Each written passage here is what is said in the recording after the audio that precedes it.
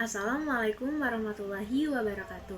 Perkenalkan, nama saya Adinda Putri Salsabilah, mahasiswi Program Studi Pendidikan Matematika, Fakultas Keguruan dan Ilmu Pendidikan, Universitas Muhammadiyah, Profesor Dr. Hamka. Video ini saya buat untuk memenuhi nilai ujian tengah semester atau UTS pada mata kuliah pembelajaran matematika daring. Video ini berisi tentang tutorial penggunaan LMS atau Learning Management System, yaitu Schoology. Sebelumnya, saya akan menjelaskan secara singkat apa itu Schoology. Schoology merupakan situs LMS sekolah atau Learning Management System, lembaga pendidikan tinggi serta perusahaan atau institusi yang dapat membuat berbagai konten serta mengelolanya dengan baik. Schoology ini dibuat pada tahun 2007. Nah, saat ini penggunanya mencapai 7,5 juta di 60.000 sekolah pada 2.000 negara. Schoology merupakan salah satu dari halaman web dengan bentuk web sosial yang mempunyai strategi menarik dalam menggabungkan ilmu pelajaran dengan jaringan sosial, sehingga mudah untuk digunakan. Dengan adanya Schoology ini, masalah pembelajaran sudah dapat mudah diakses, seperti layaknya belajar di kelas. Fungsi dari laman web ini membantu peserta dalam memahami pelajaran dan guru dalam memberikan bahan ajar. Nah, cara mengakses Schoology ini dapat dilakukan dengan cara via mobile phone, yaitu dengan cara menginstal aplikasi Schoology Apps, atau juga bisa digunakan di laptop dengan cara mengetik atau mengakses www.schoology.com. Sama halnya dengan belajar di dalam kelas, Schoology ini tentunya juga terdiri dari dua pihak, yaitu ada guru dan peserta didik. Gurunya disebut instructor dan peserta didiknya disebut student. Dan di Schoology ini ada juga mode parents atau orang tua. Nah, cara memasukkan siswa ke dalam aplikasi atau kelasnya ini dengan cara memberikan kode kelas, kode akses kelas untuk siswa yang akan dibimbing. Jadi siswa tuh tinggal masukin kode akses kelasnya aja di dalam website Schoology-nya. Nah, Schoology ini mempunyai kelebihan dan kekurangan.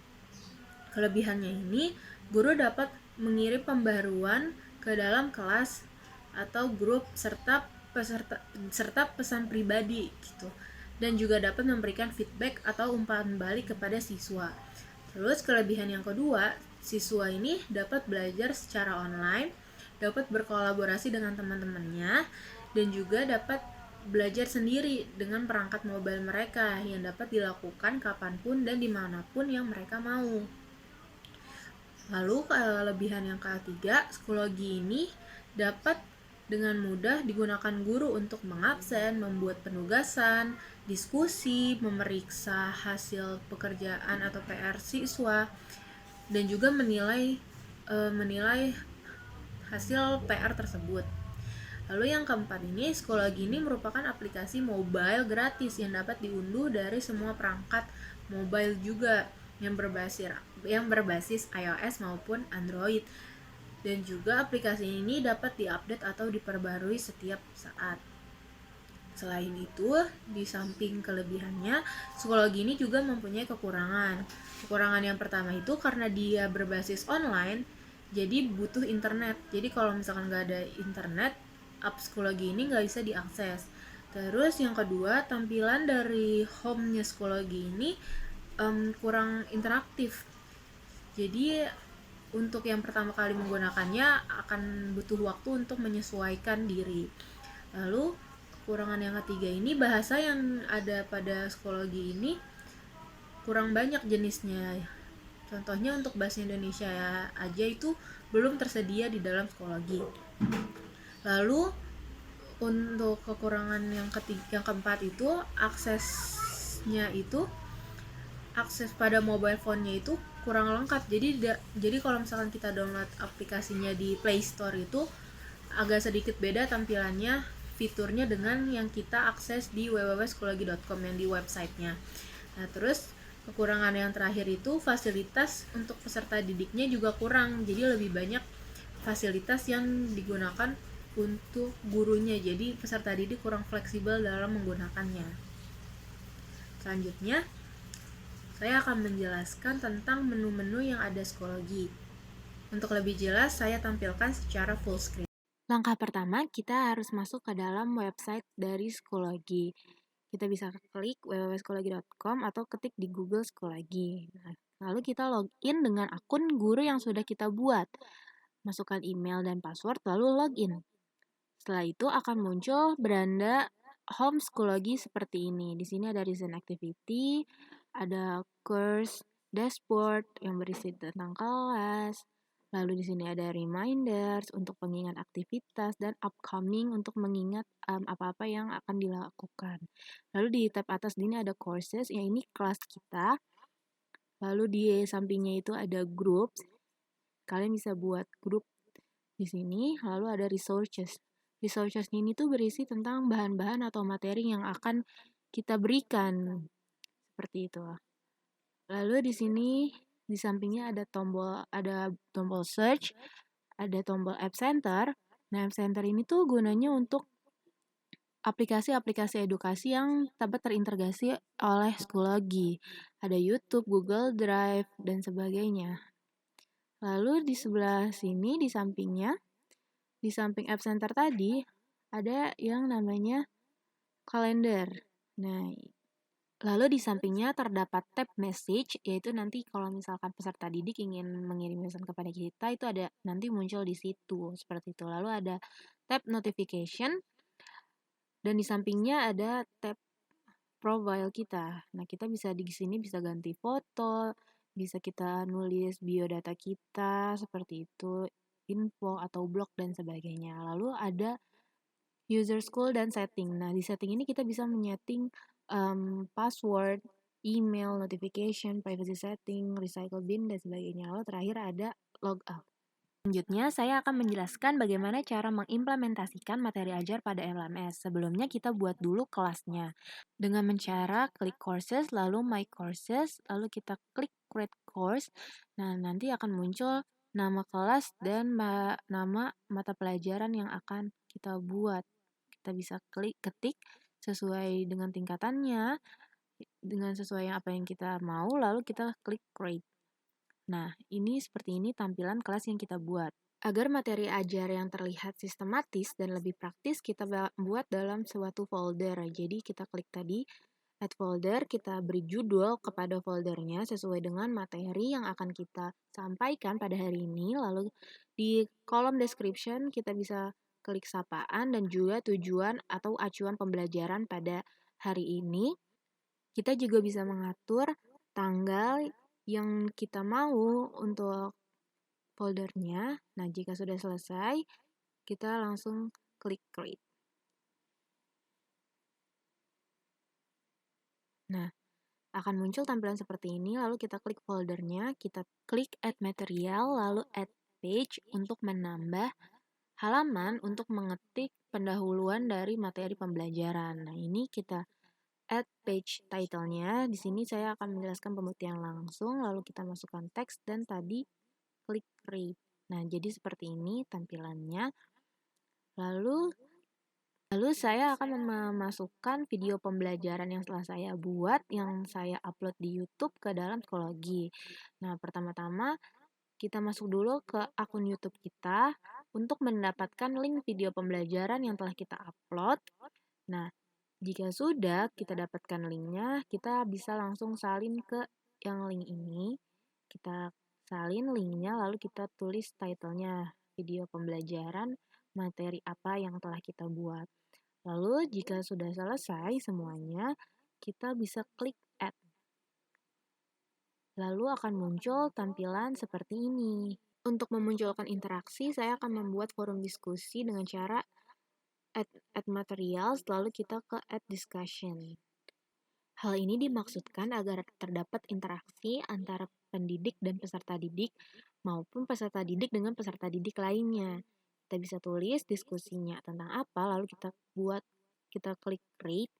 Nah, jadi seperti ini forum diskusinya. Lalu kita akan membuat evaluasi pembelajaran dengan tugas. Jadi kita create assignment, lalu kita masukkan soal tugas yang kita mau berikan sesuai dengan materi pembelajarannya. Ada beberapa metode dalam memberikan evaluasi pembelajaran. Beberapa di antaranya ada pemberian tugas maupun juga kuis formatif setelah pembelajaran berlangsung. Nanti akan saya paparkan juga bagaimana cara membuat kuis atau membuat assessment di dalam psikologi. Nah, ini jika soal dari tugasnya sudah diketik, perintahnya sudah diketik, kita bisa langsung atur due date-nya. Bisa atur tanggal mau dikumpulinnya itu kapan dan jam berapa, itu bisa. Dan kita bisa tentuin juga ini kategorinya dinilai atau tidak dinilai sesuai dengan apa yang kita mau. Jika sudah selesai mengatur semuanya, lalu kita bisa klik create yang ada di bawah. Lalu akan muncul tampilan seperti ini. Seperti inilah pembelajaran dalam satu pertemuan yang bisa diimplementasikan pada aplikasi psikologi. Di sini ada pengertian awalnya, pendahuluan materinya, lalu ada media pembelajaran. Saya mencontohkan di sini di link YouTube, ada forum diskusinya dan juga ada evaluasi pembelajaran. Lalu saya akan mempraktekkan bagaimana cara membuat assessment quiz untuk pertemuan berikutnya. Ini kita klik add material, add assessment, lalu kita klik judulnya, titlenya mau apa, lalu kita bisa atur due date dari assessment atau quiznya. Di submissionnya kita bisa klik, kita bisa atur mau dikumpulinnya dari tanggal berapa sampai tanggal berapa, kita bisa atur lagi semuanya. Jadi untuk membuat quiz ini tuh sangat fleksibel di psikologi. Nah, jika telah selesai semuanya sesuai dengan apa yang kita rencanakan, kita klik create. Lalu akan muncul seperti ini, laman awal dari kuisnya. Kita bisa atur langkah pengerjaannya seperti apa. Lalu jika sudah ditulis pengerjaannya seperti apa, kita bisa atur lagi nih assessment settingnya untuk siswanya dalam pengerjaannya itu bagaimana gitu.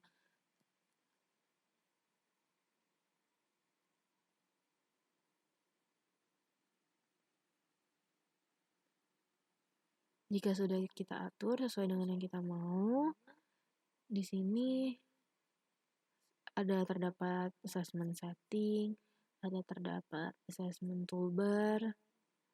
Kita bisa atur sefleksibel mungkin yang kita mau. Terus di sini ada student settingnya, berapa kali dia bisa mensampit jawaban dan sebagainya. Lalu jika telah semuanya selesai, semuanya sesuai dengan yang kita rencanakan, lalu kita bisa klik save untuk melanjutkan ke langkah yang selanjutnya, yaitu mensubmit soalnya. Nah, di question, karena ini bab tentang pembuktian, jadi saya akan mengkategorikannya sebagai essay atau short answer. Ini kita bisa ketik soalnya. Lalu di sini saya mau atur agar siswa dapat menambahkan gambar dari hasil coret-coretannya. Lalu jika sudah sesuai, mau ditambah-tambahin apa, kita bisa klik save untuk melanjutkan ke pertanyaan berikutnya. Sama tadi short answer atau essay, di langkahnya sama untuk nomor 2-nya juga. Nah, kita bisa tambahin berbagai macam soal sesuai dengan yang kita mau. Nah, ini saya melakukan preview agar sesuai dan tidak ada yang salah seperti itu. Jika sudah selesai, semuanya sudah fix, kita bisa ke grading. Bagaimana cara kita menilai dan reporting, bagaimana terlihat ya nilainya. Setelah selesai, kita bisa save. Save to resources. Kita bisa atur dan kita langsung save. Nah, akan muncul tampilan seperti ini. Sekian video tutorial implementasi pembelajaran pada LMS Psikologi. Terima kasih. Semoga bermanfaat. Mohon maaf bila ada kurangnya. Wassalamualaikum warahmatullahi wabarakatuh.